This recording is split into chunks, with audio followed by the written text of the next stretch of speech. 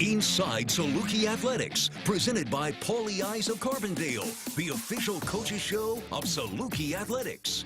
Now, here is the voice of the Salukis, Luke Martin. Welcome everybody back to Inside Saluki Athletics, presented by our friends at Pagliai of Carbondale, as you join us each and every Tuesday throughout the rest of the Saluki basketball season. Happy to be joined by one of the Saluki assistant coaches, Steve Hawkins, joins us, Coach Hawk. Coach Hawk, man, these are a lot more fun after the recent week for your team, isn't it? You know what? I can eat normal. I can sleep normal. You know, losing, it just disrupts your life, period. You know, and when you win, you know, from a coach's standpoint, all it really allows you to do is lead a normal life, you know, because that's what you should do. And so, yeah, feels a lot better. Look, for our fans, they get to see what happens on game day. I know early on this season, Coach Nagy told us after the game the other night against Northern Iowa, it was an embarrassing level for you guys as staff and, of course, for the players. But, man, the practices, though, recently, even before the win started coming, Coach Hawk, the energy level looked and seemed really good. Do you agree with that? And how has the practices now even been amped up a little bit more now that you had some good results here on the floor? Yeah, I think you're exactly right, Luke. And I would point back to, I think after the Illinois State game, I think we hit rock bottom. You know, anybody that's watched us play this year knows that the passion has just not been there. You know, we just have not represented Saluki basketball the way we want it. And it's been, it's been like pulling teeth to get our guys to understand, you know, what we represent down here, what Saluki basketball, what our family is. I mean, the former players, I know some of those guys. I just felt embarrassed almost for them, you know, that we were not representing Southern Illinois basketball the way it should be represented. And but we were not seeing passion. We were trying everything imaginable, and you know, but motivation's a funny thing, you know, and all the external motivations, like you know, if you don't do it, we're going to run, you know, or if you do it, you know, we're going to get a day off. All of those things. If hey, what, you know what, if we do this well, then we're only going to practice an hour today. Those are all tricky approach. Whatever it is, that's external motivation. There's nothing that beats internal motivation. If you don't want it yourself, it just doesn't matter as much. And after the Illinois State game, you know, we got snowed in up there, you know, at the same time. But after that game, we came into the locker room, and Rollins and League Bay went off. I mean, he went off on everybody and was screaming at everybody about, why am I as a freshman? Why do I have to do this? And then the other guys chipped in, you know, as well. And that was a game Moo was out as well. And so to me, it was like finally, I felt when I went back to the hotel room that night, other than getting snowed in, you know, I had some milk duds in my room, and I was, and I said, you know what, we may actually have something, because this is the first time we've seen some real internal fire. And I think if we can fully turn this around, I think we're going to look back on that night as being a pivotal point. But since then, things have been pretty good for us. When we caught up over the summer, one of the areas you told me was, Luke, my role is to really just be there for Scott and help him navigate that chair that, of course, Coach Nagy's been in, but you've been in as well, and you get a different view when you're an assistant. So when Coach Nagy came and said, look, we have to change what we're doing. What we're doing right now is not working. Where can you help us? And you've been kind of labeled the defensive coordinator since then. What have you viewed Coach Hawk as, okay, this is my role now. What do I need to do to really help this team to get these guys right? What have you done, whether lean on other coaches that you've talked with? What's kind of the role you've been filling here over the last week? Yeah, you know, it's one of the things I think Scott is probably best at, is he may be the most self-aware person I know that I've ever met. You know, he really examines what he does daily. You know, and it could be outside of basketball. It could be inside of basketball. But we came into the office after the Belmont game, I believe, that morning, and he said, hey, what do you think about taking over the defense? He said, I just feel like we're not getting anywhere, you know, defensively. He felt bad about his team last year at Wright State as well. They were so good offensively. And he said, what do you think about doing that? So obviously, we're going to stay with a lot of the principles you've put in already. But we talked about simplifying some other things. And so up until that point, really the only thing that we've done is concentrate more on us and less on our opponent. And let's do what we do, and let's do it well. And let's not change a lot. Jerry Tarkanian, I worked his camps when I was young. Some of our fans listening to this might remember who he is. He told me a long time ago, he said, Hawk, the more you think, the slower your feet get.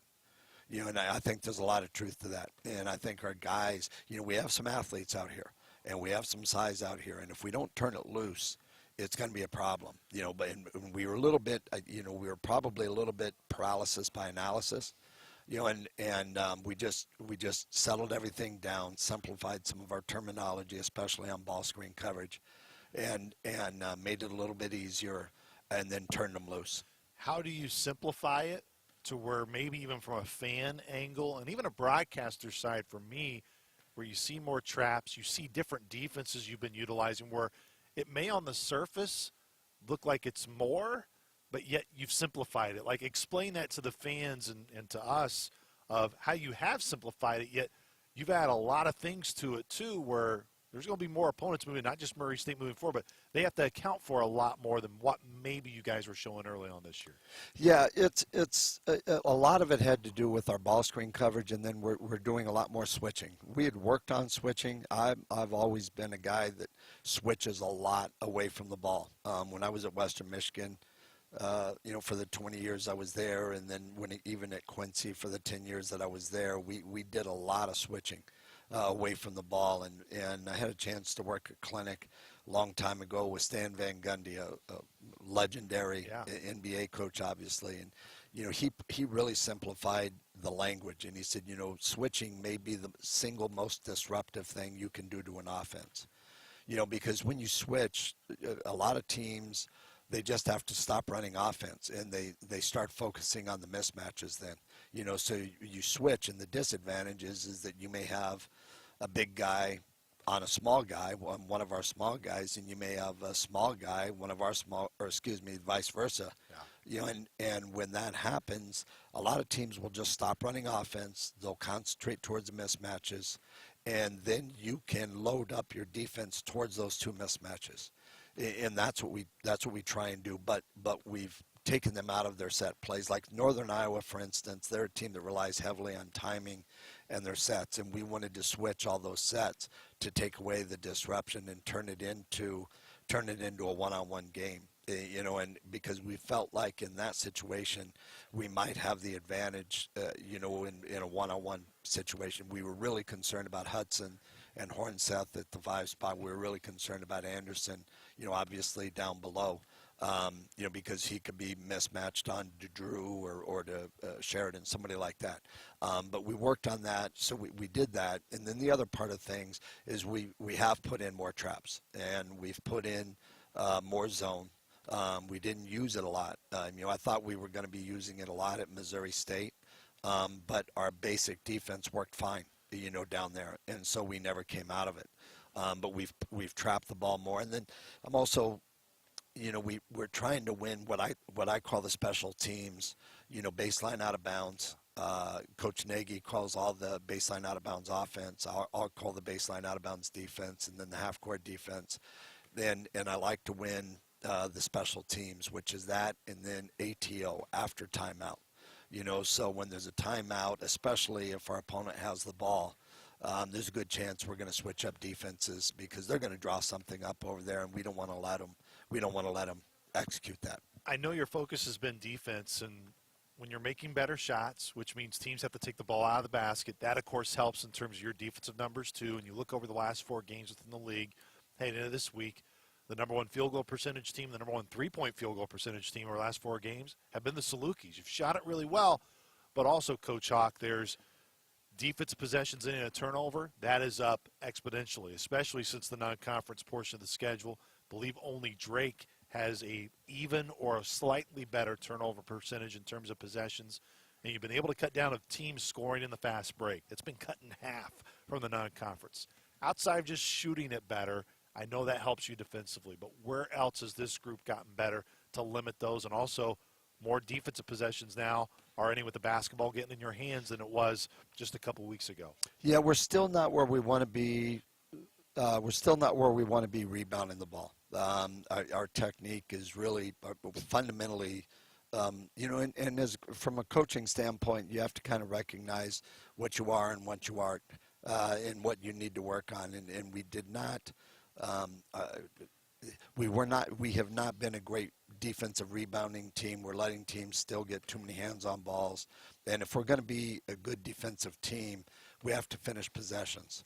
And we go back to the Belmont game, and we came out like gangbusters there in the first 4 minutes of the second half, and actually took a lead. And when we went bad, but our defense struggled, and that was after that game that Scott called me in and said, "Hey, what do you think about this?"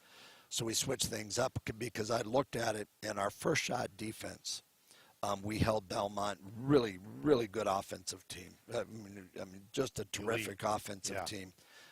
Inside and outside. Our first shot defense, we held them to 40%. But off of the fast break and after offensive rebounds, they shot 64%. And so we were not cleaning up rebounds, or when we turned it over, or when we missed shots, we were not getting back on defense. So we have to clean those areas up to make them play. And we tried to talk to our guys about it. Like, guys, if we get a team to play, we want to run on everybody. We don't want to run anybody, or we don't want anybody to run on us.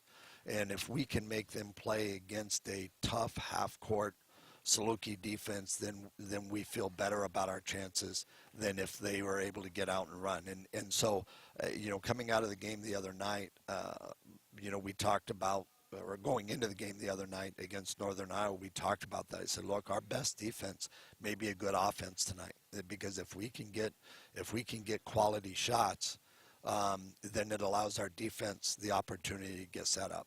Another area, Coach Hawk, that I think has been huge improvement with the group. You look at the first 5 games of league play, actually before Missouri State, the final 10 minutes of the first half, that was a struggle, almost outscored by 50 points going into the locker room. And just looking at your league games since then, you are plus 19 points in the final 10 minutes of the first half. You're plus 24 in the first 10 minutes during this winning streak.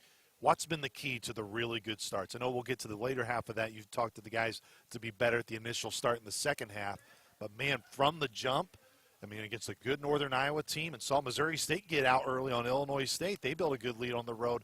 What's been the key in this stretch? I think the guys just locking in. I think that they know what's expected of them now. It's not easy. We were a mess.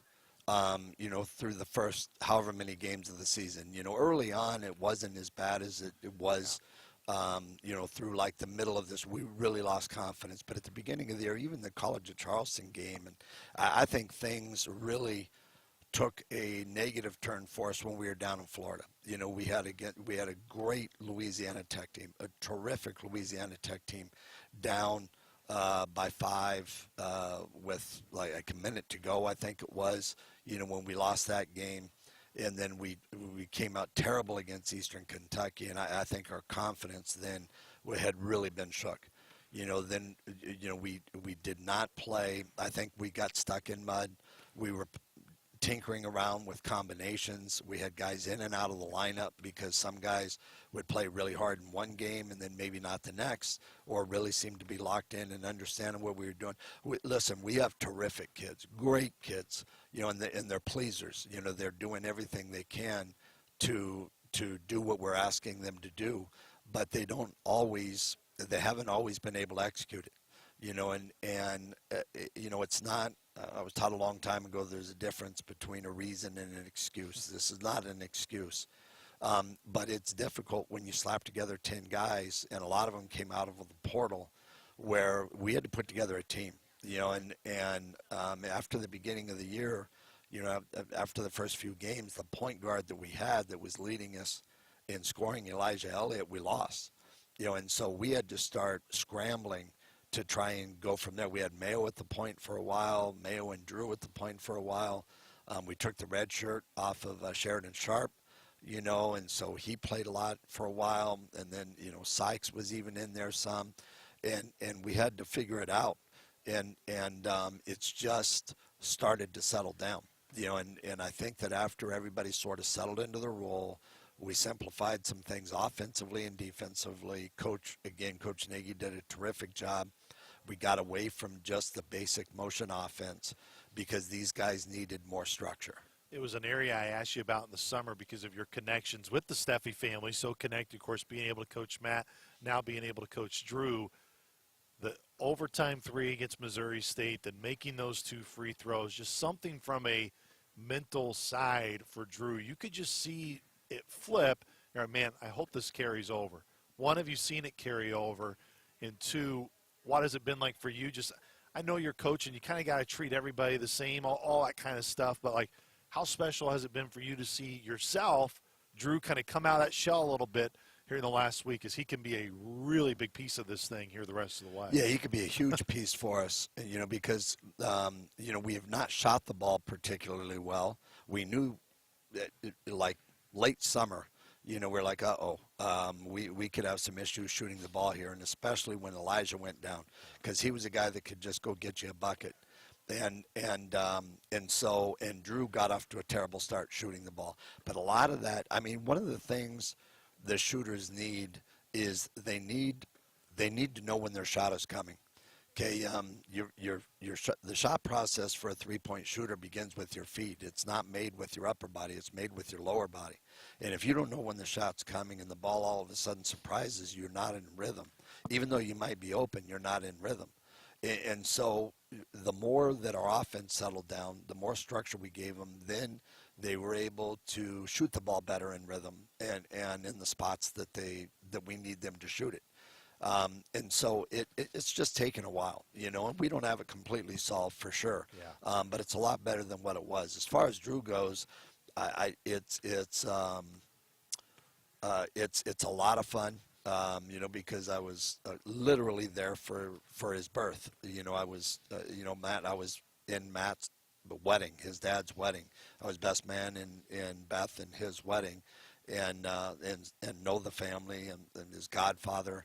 And so there's that part of it. But I'm probably harder on him than anybody else because I feel like I could talk to him differently than I could probably talk to the others. Now that we're deeper into the year, so we saw the coach side of Coach Hawk. He didn't. All he knew was Hawk. He didn't know Coach Hawk yet, and so he's seen that. He saw that a lot earlier than everybody else did, but he's responded well, and I'm proud of the guy. I know Coach has talked about. I'm really, really proud of the guys.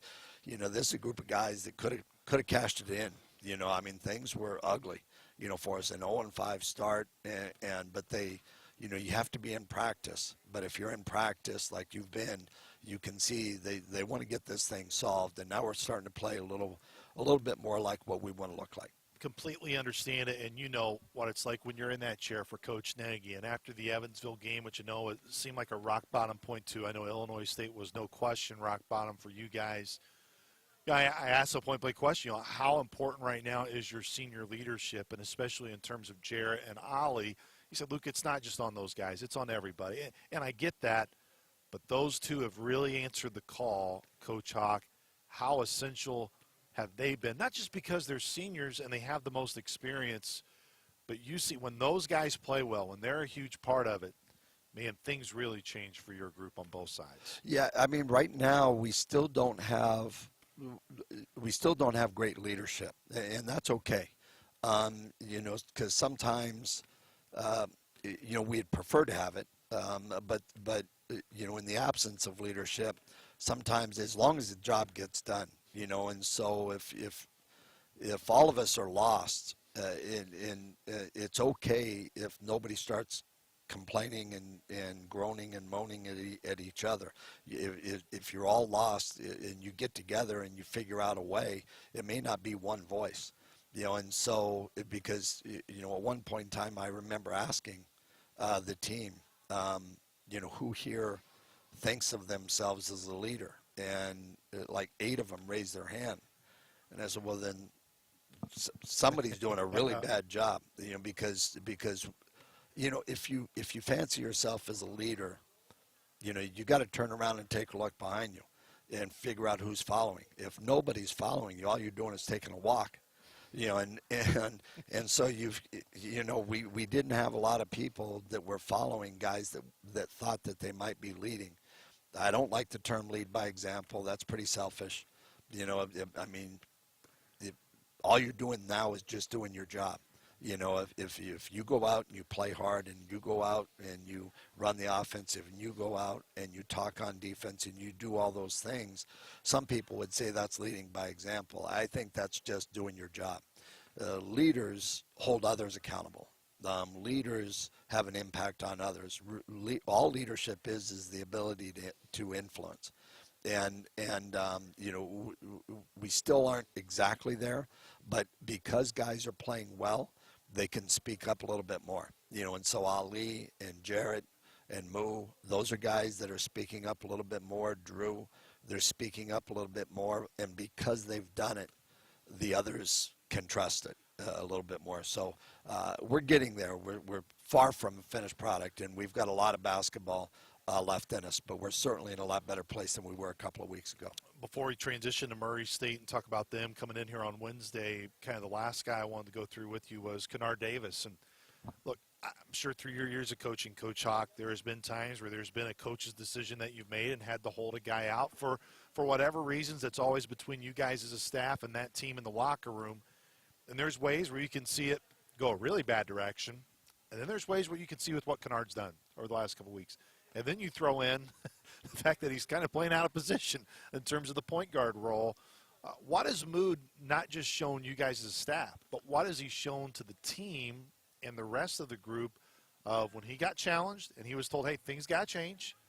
And not only has he changed, but he's really spoken with what he has done on the floor.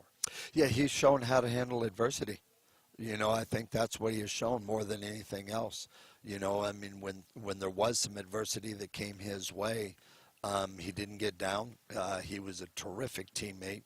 When you're out, it doesn't matter whether you're a red shirt or whether it's an injury, like with Elijah, you still can be a good teammate. And Moo, the game that he was down, he was still a great teammate. He was a lot. There was a lot of spirit on the bench from him. There was a lot of enthusiasm. He was trying to help our guys through that game the best he could. He probably felt as bad as anybody. And then he responded by having great practices and by figuring things out and then coming back and being even a better version of himself. And that's tough to do because he's been pretty darn good. Yeah. But he's been even a better version of who Kennard Davis Jr. is since he's been back, and we've needed all of that. Let's transition to Murray State, and I'll get you your observations on them as a whole. But one of the things that has impressed me when you kind of look at their KenPom, when you look at their analytics, they lead the country in terms of assists they allow to their field goals made, which means they do a really good job of limiting teams' assists. If you're going to make shots, they're really going to make you earn them. What about what they do defensively has led to that number, Coach Hawk, and makes that so impressive? Yeah, they make you play in the half court, and then they do a good job of locking you up there. The other part of things is the game is up and down a little bit, and with them, it's going to be a lot more up and down than it was.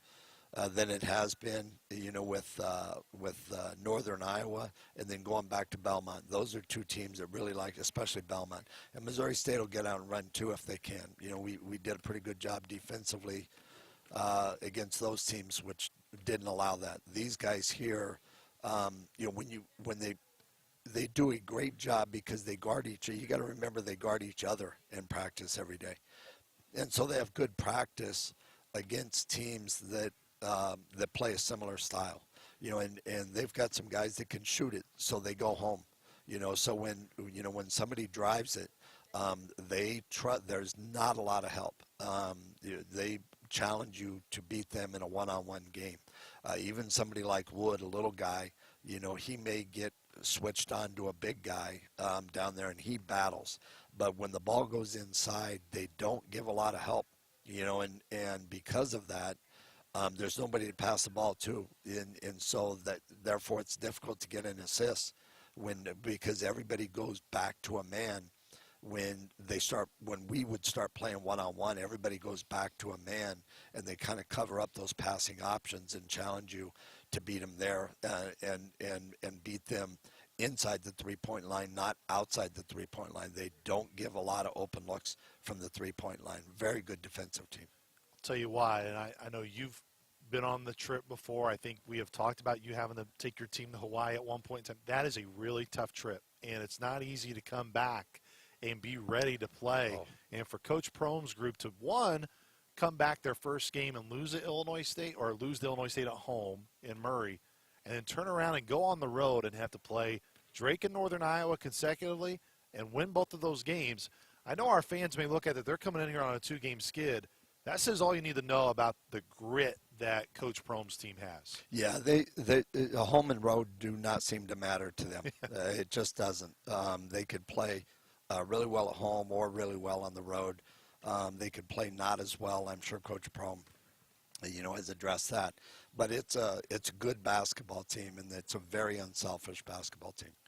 We'll end on this note. This will be your first introduction, of course, to the Murray State rivalry here for SIU. What are you just most looking forward to being a part of it now? Because there's a lot of history between these two teams. Yeah, you're probably going to get two different answers, one from me and one from Coach Nagy. And Coach will probably talk about, hey, it's just another game. And that's the head coach, and I'm definitely coming. We have to keep our focus, on that part of things. And I did the same thing. But we're also aware, and from my standpoint, I've always enjoyed rivalry games, and leaned into those. The trick is whoever it is we play after this. I don't even know who we play this weekend, but whoever it is after we play this game is to make sure we don't go through ups and downs. But we're well aware of it. The trick for us, though, Luke, is like getting all of our guys to understand it, because like we talked about earlier in the interview, we slapped together a team here, that we did the best we could to bring in 10 guys, most of them out of the portal, as we talked about, and they don't know anything about SIU and Murray State. They know nothing about it. And so trying to get these guys to understand that part of things, and I think that Jarrett, and Moo and Sheridan, the 3 returning guys, I think that they've done a pretty good job of helping our guys understand it. I think that helps, but we have to get this across to our guys. Look, and I don't want to just put it all on this, and to piggyback off of what you said our guys just haven't known. Why is it such a big deal when guys like Chris Carr, who Hall of Famer here, take time out of their day to come and be around? He's going to be part of our broadcast crew again later on this year when UIC comes into this building. He'll sit in that chair exactly. But how important it is to have guys like that, just give those little reminders to the current guys that we're watching. It's huge. I mean, when we were over at Missouri State, Chris came over, and I've known Chris forever.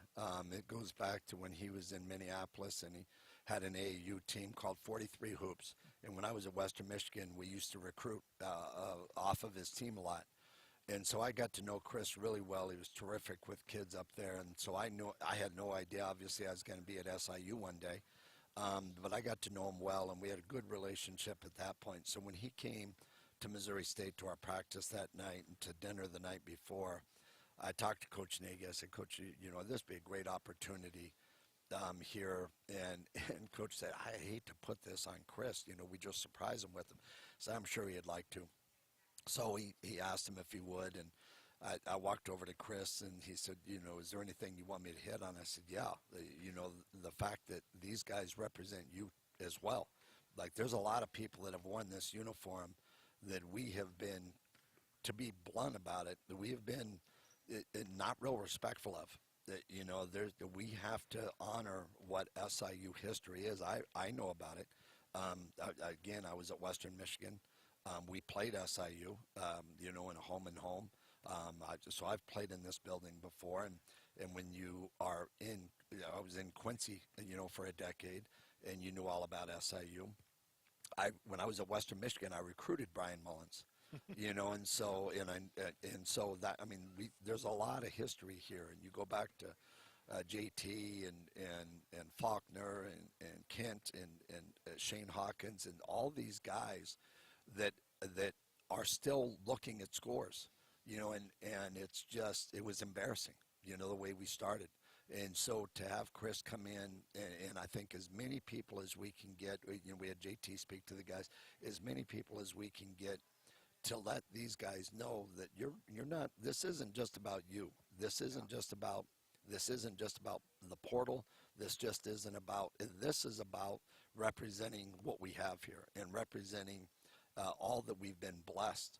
And for all of those that have come before us, how big of a responsibility it is for us to not just play well here, but honor our fans that value SIU basketball, and all those players that have put a lot of blood, sweat, and tears out onto this court in the championships. We see the banners every day. This has been a struggle, to get, and this will continue to be our struggle in the days of the portal. It is what it is right now. With NIL and the portal, it is what it is. But I think that the biggest thing for us is to, moving forward, is to make sure that the guys that we bring in have a good understanding of what SIU basketball is supposed to be like, not just the guys that we had to make sure we got. And these guys are, again, they're great kids, but we had to teach them everything. We were all in a crash course with SIU basketball. So to have somebody like Chris, that's a long way of saying to have somebody like Chris come in when we were over in Springfield and speak to our guys, I think was invaluable. Coach, it's been enjoyable to be around you guys all year, even through the struggles. But, man, it's been a lot of fun here over the last couple of weeks, and let's find a way to stack another really good day on Wednesday night. That's the plan right now, and let's see if we can't do this. This is like I said, I like to eat. You can tell by looking at me. I like to eat, and that, I was losing weight, and not because I wanted to, through that losing stretch. So the pizza tasted a lot better, after the ball game the other night. Coach Hawkins, thanks for the time, Coach. You got it, Luke. Appreciate Coach Steve Hawkins for joining us here on Inside Saluki Athletics, presented by Pagliai of Carbondale. Before we come back with Drew Steffe here from Banterra Center, I want to remind you that the Saluki Royalty Podcast Network is where you can download tons of exclusive podcast content on Saluki basketball. We have extended game day previews for upcoming games where we sit down with opposing coaches, players, and broadcasters throughout the Missouri Valley Conference, such as Dan Moeller, who will be on the television call Wednesday night for Southern Illinois and Murray State. And here was a snippet of our conversation of how so much can change within 1 week's time during the course of the Missouri Valley Conference season. I asked this question to Rodney after our game against Missouri State on Saturday, and it could be a really good person to ask because you, again, from so many different perspectives, as a player, head coach in the league, now broadcaster, how much can change within a 1 week time when you get within league play? And because so much of us, and it's easy when, even for us as radio guys, you can kind of live and die with the results. And when you go through those stretches, like, it's obvious Southern has gone through a really tough stretch to start league play, and you think can't get any worse. And then you have stretches where you're high and it can't get any higher. I don't want to answer it for you, but how much can happen and can change just within a week's time and not just within the Valley, but happens in a lot of leagues. But, man, within this league, it seems like a lot can change within a week. Yeah, I mean, you said it, Rodney. You've been through ups and downs. I've had great years, terrible years that start off great and terrible, and vice versa, of course. Here's how I would answer that. A couple things. Schedule matters. Okay, that's one thing where as a fan sometimes you just look at record or results or, last 2 or 3 games, level of success, and maybe your schedule was just really, really, really hard. Injuries matter. I'm not saying this comes into play with Southern or any team. Injuries can play a big factor into what you're talking about. And then a lot of it is, again, confidence within your team in order to win close games and execute late. Most seasons are made by close games, not all. Sometimes you have blowout wins, blowout losses, but most seasons for most teams in the country are made by the last 4 minutes of each game. Do you win most of those? Do you lose most of those? Do you split them? And so if you have that confidence and continuity and the ability to execute late in those games, you have ability to get on a roll and get confident. That being said, Luke, there's not a magic pill. You don't just start playing better because you win one game. You had to have consistent practices where you're building habits, and then you have success, which hopefully breeds confidence, shared confidence. And then you continue those focused, consistent practices. And then that gives you a chance to win games, or vice versa. If you have sloppy practices and inconsistent habits, then you're going to get on a losing streak. But the one thing I can tell you is when you lose a couple, I don't care if you've had a pretty good season, you feel like you're never going to win again. And if you win a couple, even if you've had a bad season, you feel like you can beat anybody. And that's a coach. You know, you think about a 20-year-old player who's got more emotions involved, and you feel the same way. So you can get on a roll. I've got a couple close friends on the SIU staff, Will Beasley, who actually was on my staff a long time ago. Hawk, of course, I've known him forever. Devon, great guys. And they told me before the game, like obviously it's been terrible, it's been tough, but practices, guys have had great attitudes in practice. I mean, they said that before the game, which, that's great. And so I think if they would have told me something different before the game, or whether they told me or not, and they still had that second half against Belmont, it's much harder to capitalize on that. But because they've had good attitudes in practice, the effort's been good, it gives you a chance to have that kind of 1 week dramatic change if you play well. Again, be sure to download the Saluki Royalty Podcast Network. Download it wherever you get your podcasts. Apple, Amazon, Spotify. Just search Saluki Royalty. Welcome everybody back to Inside Saluki Athletics here courtside in Banterra Center. Big thanks to Coach Hawk join us, which Coach Hawk, first year for Drew Steffe to be able to work with Coach Hawk. That was Hawk. But, of course, we've talked about that connection before. You and Hawk go way back. But, man, the last week and a half, Drew, just how has it felt for you guys just as a team, just as a group, man? I know it makes things so much better when you win, but then it just makes practices a whole lot better, too. Yeah, for sure. No, I mean, this past week and a half, I mean, it's just, winning is just fun. When you win, everything takes care of itself, but we really started to put together. I mean, the team, we look really good right now. We feel really good right now. Practice has been really good right now. Game's been really good. So everything's just going well. So we just got to keep it pushing and keep it going forward. What do you believe, Drew, was rock bottom for the team? Like, where was the point where you guys as a group said, all right now is enough for us? It was Illinois State. That was pretty rock bottom. I mean, we came out, didn't play that bad in the first 8 minutes, I'd say, but after that it was really bad. And locker room after the game, we vowed right there to change this around. So ever since then, ever since that, I felt like we played really good in the Belmont game. Just got a couple calls, maybe didn't go our way at the end, but I mean, we had a whole game to play that. I feel like we should have won that game, and then since then we've won 3 straight. So I feel like ever since then we've gotten the right track. Look, there could have been a case to be made that for you guys to stack 2 wins in a row against Missouri State. I know they're still the only winless team in the league. Everyone can kind of say, okay, whatever. Mm-hmm. That's Missouri State. That's in no disrespect to them. No one can say that about when you guys do what you did on Saturday against Northern Iowa. What was the key of the carryover and I'm not even just talking about the carryover of playing well against Missouri State. The carryover, even losing in a hard way at Belmont, you guys carried it over to Missouri State, Belmont to Missouri State, now Missouri State to Northern Iowa. What's been the common thread there? Defense. I mean, we've picked it up on another level on defense. I mean, at Belmont, we still didn't even play the defense how we wanted to play it, but we saw glimpses of it. So then 2 Missouri State games, we played really good defense.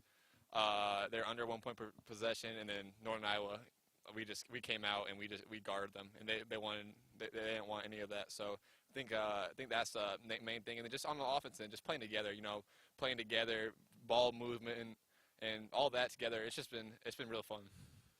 When Coach Hawk kind of hinted at the defensive scheme recently, or what he's tried to do, is simplify it for you guys. One, how much more has it simplified? But yeah, when folks hear simplified, Drew, they think, oh, you're just kind of doing one thing really well. There's still a lot of things that you guys have thrown at teams, not just North Iowa, but whether it's trapping, zone, man-to-man. There's a lot in between there too. But how has simplifying things allowed you guys to do more, if that makes sense? Yeah, it just gave us a better understanding of what we're really trying to do on the defensive end, and just taking all the key things and really putting them together. So it's just like we have different call-outs now, different things that we're doing, but everybody gets it because we've practiced it and we really know what to do in each time we either change our defense or whatever defense we're in at the time. Just, everybody knows what we're doing, and that helps when 5 guys on the court. We're playing team defense instead of just playing one-on-one defense. Fans wear it, man, and everyone knows that. And I think no matter which fan base you're a part of, whether it was when you're at Texas Tech, the now coming here, fans, of course, think they wear it more than anybody. And look, that's part of being a fan. I want to sit you up here for this. And how tough, Drew, has it been really over? I'm not even just talking about the start of this season, but I know the summer wasn't easy. The start of the year, I know you guys did not get off to the start you wanted to.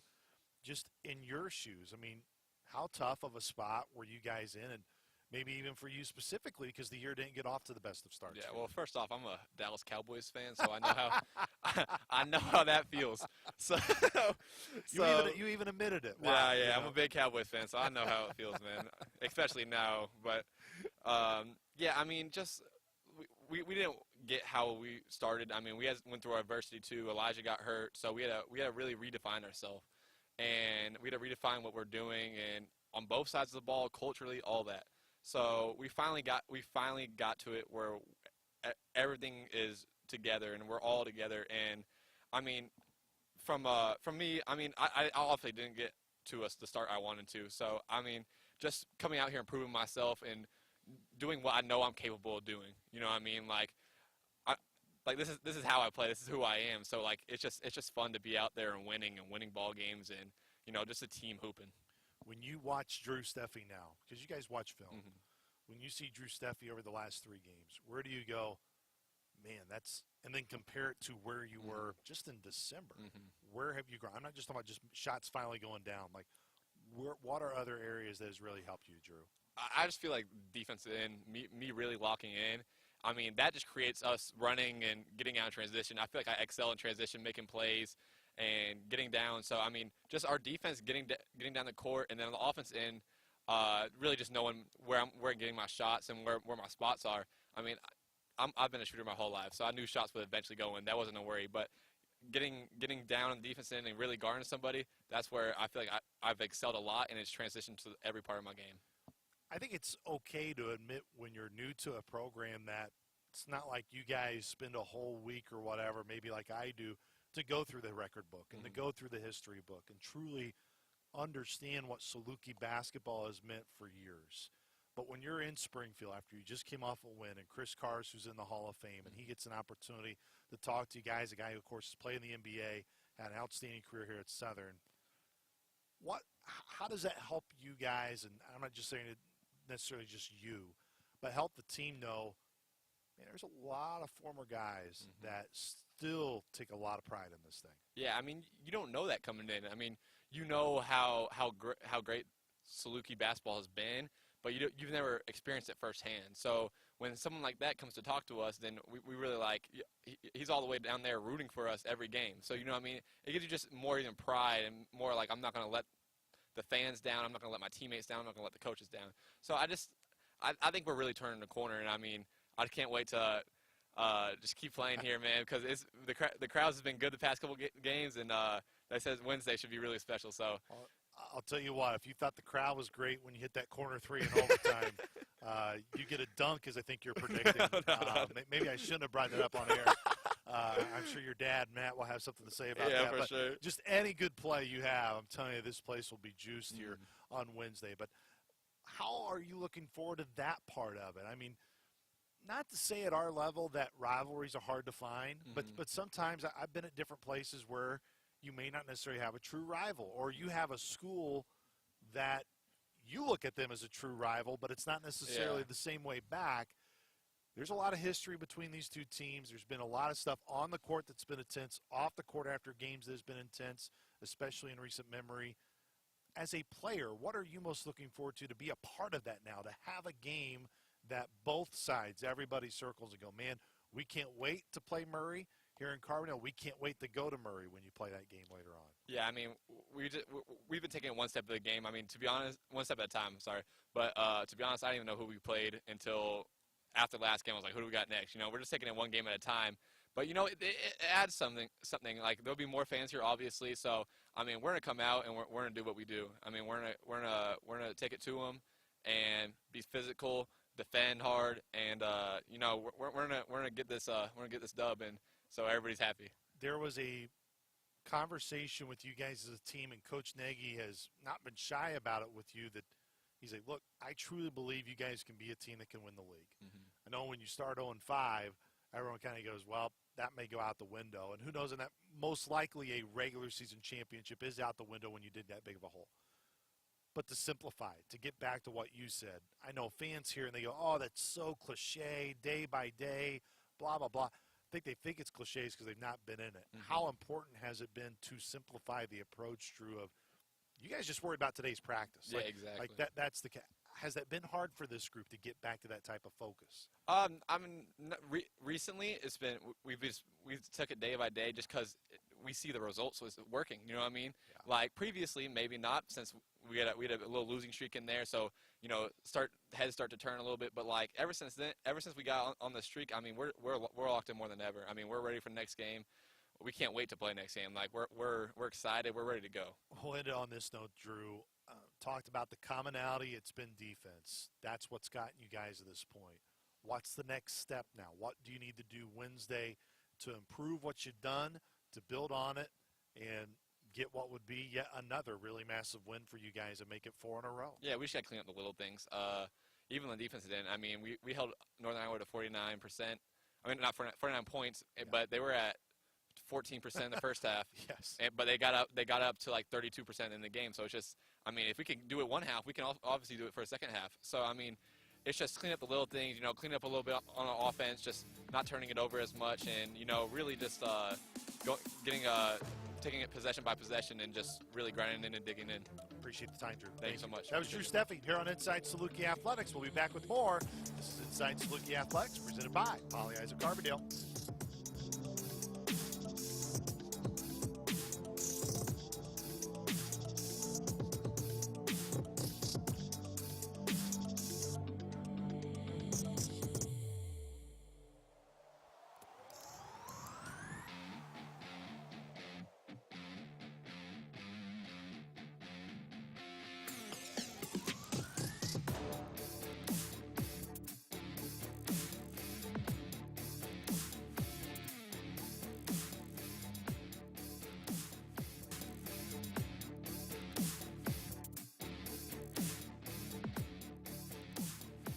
Welcome back, everybody, to the Pagliai of Carbondale Inside Saluki Athletics Coaches Show. And for the first time, we get to welcome on the new face for Saluki Women's Volleyball. Head coach Brittany Harry joins us. Coach, welcome to Carbondale. Great to have you. Thank you so much. I've been here for a week, and it feels like a year already. So time flies when you're having fun. Well, and I'm sure time flies by when you're not totally unfamiliar with the state of Illinois, of course, growing up in Champaign. So when this opportunity opened, was it something that you knew that you wanted to go to? I mean, it's a funny story how it actually came to fruition, but my first call with Tim and Kat and Katie, I was actually sick. I was like on my way home from urgent care, and I'm like, yeah, of course I want to talk about an opportunity in Illinois. Like, that's pretty great, but I don't know what's going on in my life right now because I'm so sick. So the first call was kind of a short, hey, here's what we have going on. Are you interested? And I was like, hey, I need some time to kind of, A, get better, and B, let me do some research. So we got back on the phone the next day, and it was kind of like, in college athletics, you don't always get to choose location. Sometimes location chooses you, and this just happened to work out where you're coming home.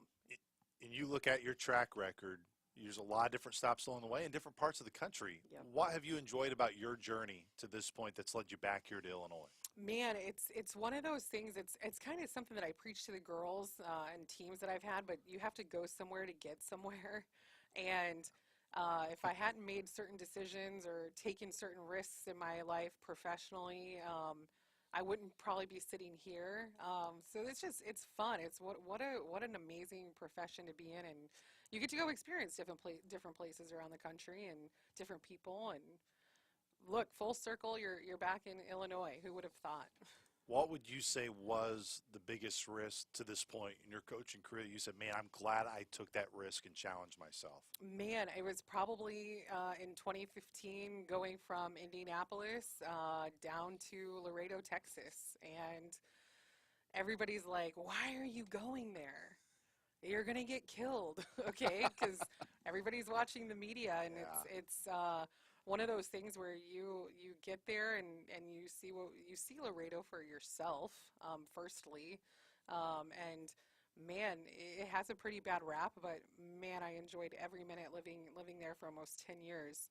And if you don't make that choice, you're not sitting. I'm not sitting here with you today, probably.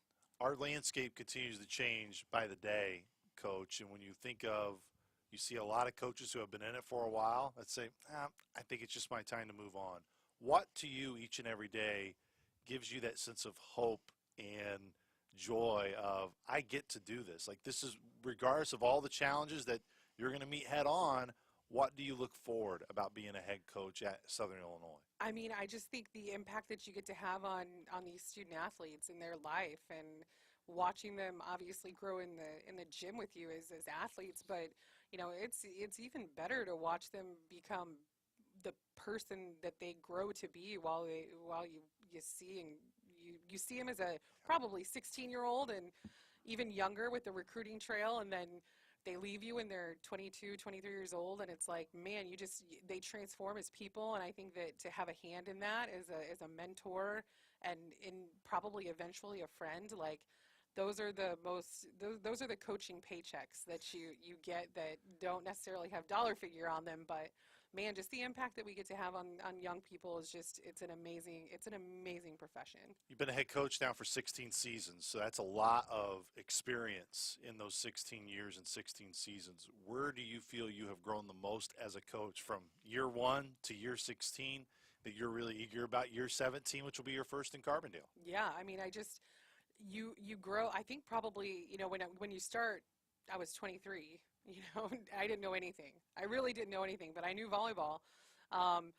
You know, you become a mom. I think that's probably where I've really transitioned to just my philosophies, because I think about my daughter and what I want her experience to be like in college athletics with a coach and coaching staff and program if that were to ever happen. Now, she quit volleyball, so we don't have to worry about that. I don't think she'll be in college athletics, but it gave me a good parallel to grow in my philosophies with, man, we have a lot of other people's daughters that we're now taking care of, and we want to make sure that we're looking out for their best interest every day. Outside of just the job being in Illinois, getting a chance to get back home around your roots, what was it specifically about Southern Illinois that you're like, this is a good job? Like, this is a great opportunity for me, from not just, again, all the factors I said, but in terms of the volleyball, being in the Missouri Valley Conference, which is a really good volleyball league. Yeah, I mean, just the opportunities, you know, I was at West Texas A&M, and you're going to have opportunities out of WT to transition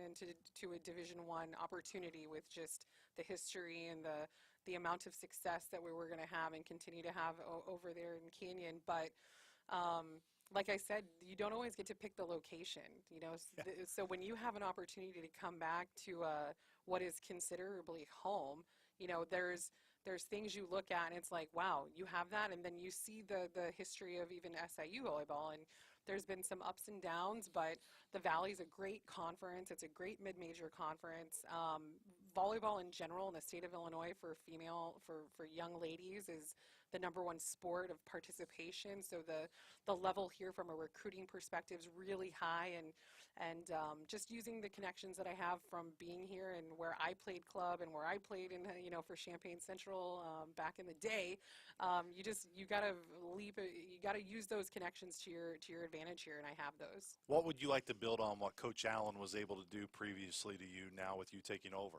Yeah, I mean, I think the foundation is there. You have a lot of you have good kids on this team. There's a lot of really high character, the conversations that I've had and the meetings, although short, I've had with the girls, like, they're good kids. And I think that that's the first thing you got to have on in any program. You have to have really good people in your program, and then you got to have really good athletes, and then you got to go win some games.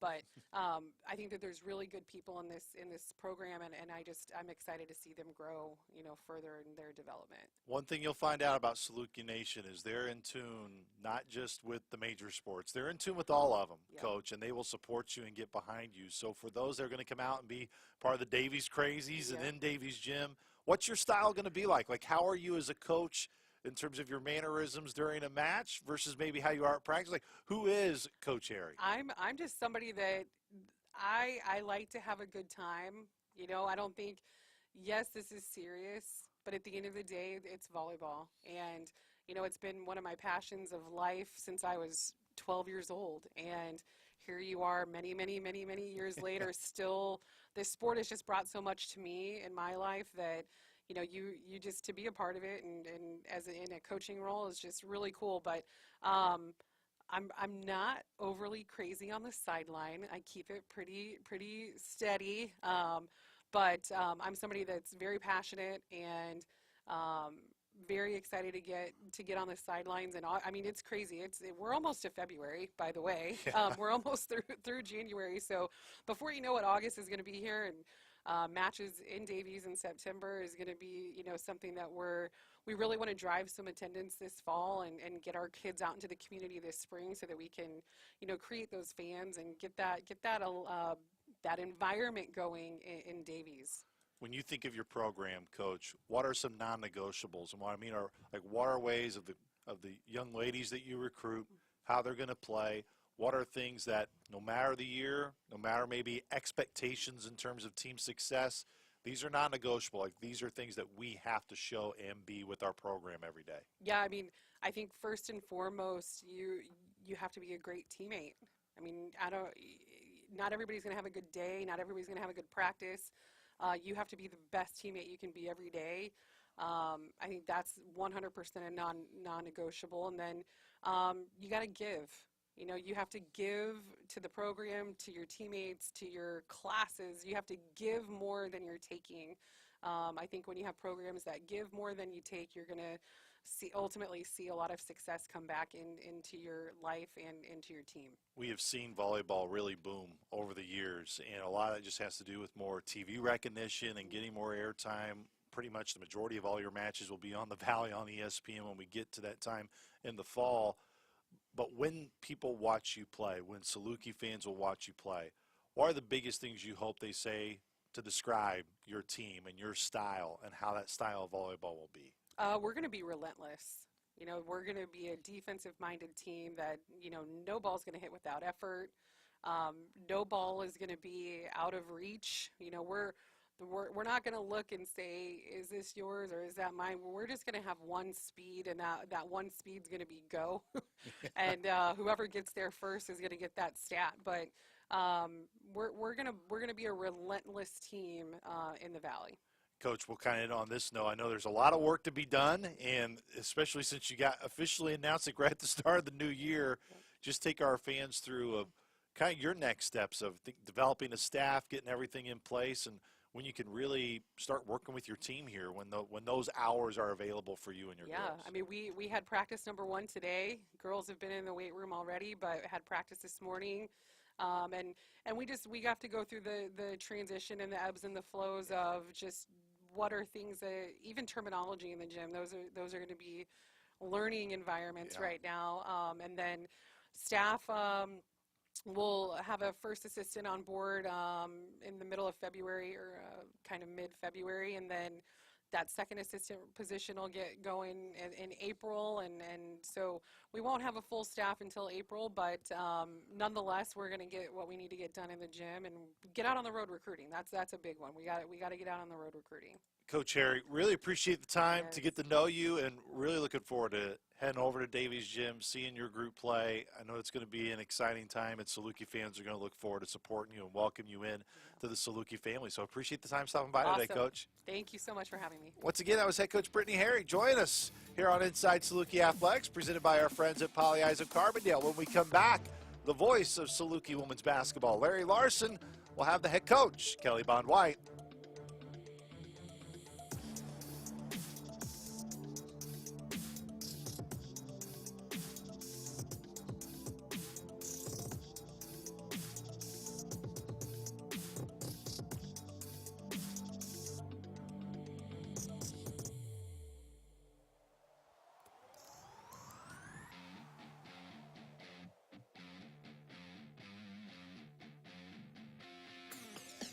Joined now on Inside Saluki Athletics by women's basketball head coach Kelly Bond White.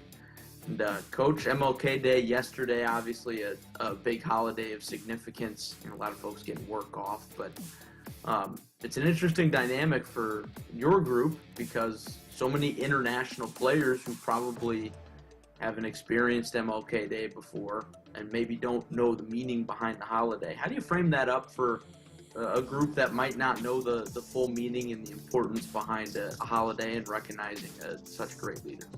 Yeah, I talked to our young ladies about what he did, and he served. He served, and service is a universal language. And he led by his heart, and he was somebody that sacrificed for the good of others. And then he was a man of faith, which all of our kids recognize. But for our young ladies, like you said, there is no diversity, and we're still fighting for that. But I tell our young ladies all the time that the privilege that it is and the resistance that's still there, not just for African Americans, but for all nationalities, there's still a great divide that is there, and it's our job. To find the people during adversity that want to help. Find the people during adversity that want to help. You can always shine your light on the negative that happens, but he engaged folks for action. And that's what I talk to our young ladies about, and finding a way to serve for the better good of your people any way you can. No doubt about that. Now, turning back to the basketball last weekend, some highs and lows, that's for sure. Yep. First conference win at Indiana State felt like a long time coming, and probably one of the better performances of the season, execution-wise, and then the loss on Sunday at Evansville. But the weekend, what do you take away in terms of how the team performed on Thursday and really battled throughout the game on Sunday? You know what? It's progress. It's progress. It's what it is. You find a way, and our young ladies, like I spoke to you earlier about, they battled, they were resilient. We made adjustments as a staff, and you pull out a really tough victory on the road. Then you have a quick turnaround, and this is a growth. Our kids have never been in a tournament situation like this. They haven't had this kind of turnaround before, and so I still think we're struggling just putting it together in terms of just being consistent, and that's part of it. When you have a group, I looked up on the floor one time, and I have 4 freshmen again, just like a lot of folks are having to battle with, but I had some senior leadership that I wanted out there with them to start the game, but it's just a matter, Larry, of just trying to just continue to peck away at it, and build the confidence of these young ladies to execute in crunch time. So I think we pulled away with a quarter, probably the last 2 quarters where we struggled to score in the first half. Then we showed what we could do by applying some pressure. We put them on the free throw line. Me and you talked about this way too many times with a pattern in their wins. They didn't quite hit 30 free throws, but 27 of them. And some of those are skewed when we were scrambling at the end trying to make some things happen. But and a long answer of what you take away from this weekend is you take the progress away that you found a way to win. And you have to focus on that and then just go back again and fix the things that are there because, they shot lights out from the three, over 50% from the three, but it was the free throws. And you got to be able to take one of those away. In terms of individual performances, Gift Uchenna, nothing new in terms of the double doubles, but in those two games, it felt like the game was moving a little bit slower for her. I know that's something that we've discussed. Sometimes she gets a little fast Mhm. and the game moves a little quick for her, but she looked so in control, especially Yeah. on Thursday in that win at Indiana State. What Yeah. was different this weekend? I think she took care of the basketball a little bit better. She only had, I think, in that last game out, she only had 3 turnovers. She's trying to recognize and find her teammates when that double team comes. We're putting her in different positions where it's harder to get to her off the double team. And then when we knocked down a couple shots, we had Isabella hitting some shots. Kayla hit some shots in there. Alice stepped up. When we have people hitting shots, it opens up the floor for her a little bit more, and that's where we have to become more consistent. Another player playing behind Gift, Mia Gaines has been a highlight lately in terms of her minutes coming up, and she's risen to the occasion. I just remember watching the first few games she played in, and you could tell foundation's there, but she was definitely raw. Now Yeah. she's starting to become a little bit more polished. What kind of progress have you seen from her that's allowed her to crack the rotation a little bit? I think there's tremendous progress, but there's also humility there. There's some humility through growth, through it. She allows us to coach her. She understands that, some of these matchups aren't favorable. She knows that physically I can't be out here chasing shooters at this stage of her career. So she doesn't get, yeah, she gets frustrated. She wants to play more, but she also wants to learn. And she's every day in practice, she's battling Gift every single day. And that's the beauty that I wish I had for all of my freshmen was a veteran in front of them to help them grow. We just don't have the timeline for that right now. But that's the beauty in Mia is she's battling our practice players, she's battling Gift, and she's coachable. She's a coachable kid with a beautiful soul that is getting a little mean streak now. She's found it, she likes it, but the matchups have been favorable for her the last couple of games. Just this last game, she didn't play as much just because Gift was pretty dominant in that time that she was on the floor. Looking ahead to this weekend, I think this is one of those weekends when schedule comes out, you circle it. You and I, Drake, everybody knows the deal with those two teams. What in your eyes makes those two teams challenging year after year? Veterans. Veterans. Since I've been here, they've had a veteran ball club. They've had all their returners, not all of them, but they've had their returners. I know they lost one of their players this year, but when you, just like we did, when you have a point guard that's been in your system for 5 years, um, it starts and begins at that point guard spot. And I got a rotation of them. There's a bullpen, and we're all relievers, right now. But when I find that one, um, that's what she has. She has an extension of her on the floor at all times, and that makes it pretty special for them. They have a system that works.